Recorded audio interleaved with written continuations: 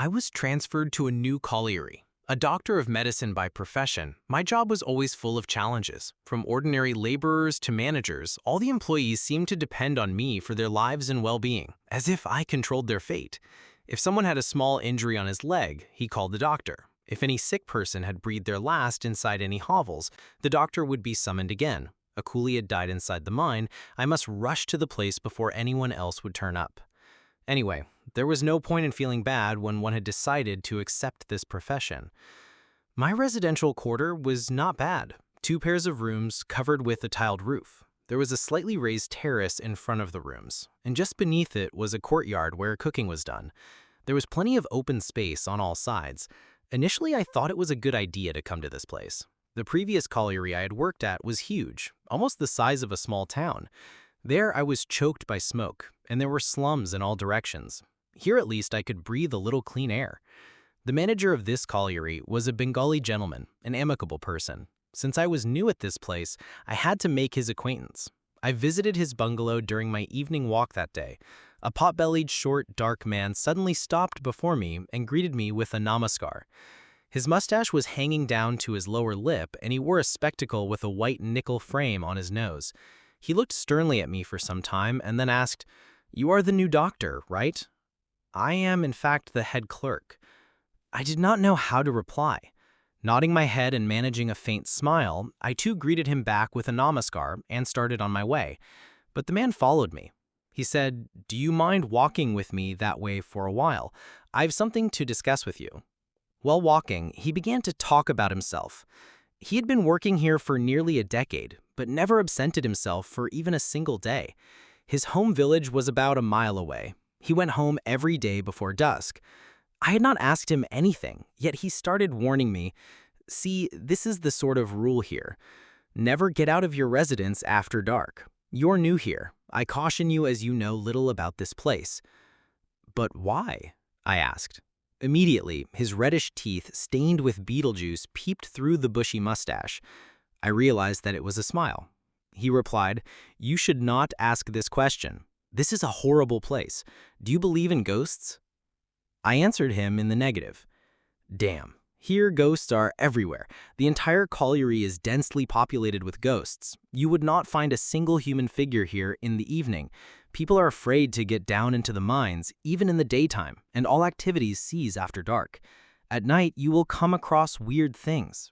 From your residential quarter, you may hear engines rumbling, sounds of digging, and the roars of coal wagons pushed along the tram lines, but go near, and you will hear nothing. You will see nothing happening. In the evenings, you may not find any coal dust in the depots, but in the morning, you would see 4 or 5 wagons fully loaded with heaps of coal." I said, "It sounds good.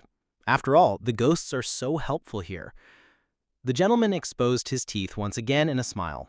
He replied, "Say what you may, but people are often seriously wounded or even killed here. Not a single month passes by without some people getting murdered.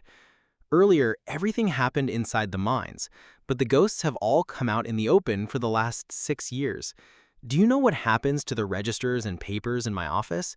I may put them under lock and key today, but come tomorrow you will see everything disorganized, topsy-turvy, all messed up. But they do not destroy anything, that must be granted, and we all have become used to it." I smiled and asked, "Is that why you try to reach home before dark?" The man nodded and said, "Certainly, you will quake in fear if I start telling you what happened the other day, but I'm already late for home. I will tell you all in another meeting. See you then. Namaskar." Bidding me goodbye with his folded hands, he suddenly turned right and walked out of view. I had a long conversation with the manager on that day. I asked him, "I hear about ghosts in your colliery. Is it true?"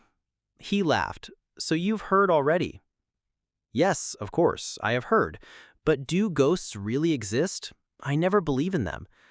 "You must not take it seriously," replied the manager, adding, "But the condition of the mine is not good. Ceilings hang loose, people must be extremely cautious while digging coal, or some slab may crash and cause fatal injuries. Some years, no, actually many years ago, before I was appointed here, the Singarone River had flooded dangerously. The water level rose so high that it reached the opening of the pit. Water flowed down inside the mine through the Chinook. who could stop the flow? It was daytime, so mining activities were going on in full swing. It took a lot of effort to save the people. Water had been flowing in all the while until the flood stopped on the third day. Then the entire mine was filled with water. After pumping the water out and getting down to the bottom with great difficulties, almost 50 people were found dead. From then on, it is believed that ghosts must surely be infesting a place where so many people had lost their lives. Again, he giggled loudly. Though I laughed as well, I thought, alas, so many human beings were drowned crying, in vain, to be rescued. Some of them might have had aged parents in the hovels waiting for their return, some perhaps their sons or daughters, wives or husbands. Alas, my smile faded from my face. I could see the tragic scene in front of my eyes. The evening thickened while we were talking. The manager's servant came and placed a lantern near us. I was about to take leave when he requested, "Have some tea." When I finally left, it was 8 already.